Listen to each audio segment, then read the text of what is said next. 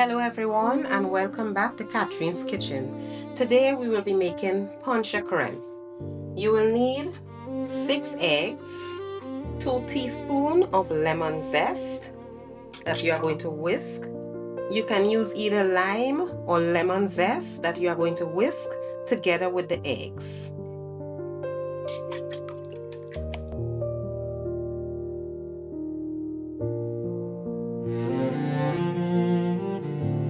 That's nice and frothy.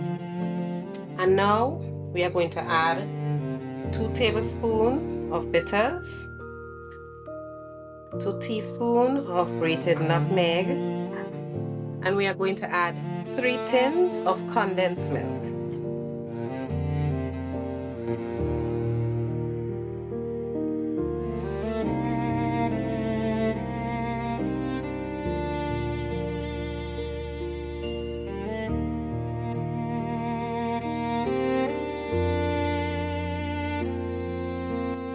So now we are going to add your evaporated milk, and we are going to add 2 tins of evaporated milk.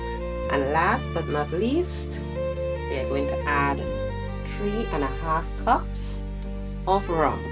Any kind that you like, you just add 3.5 cups.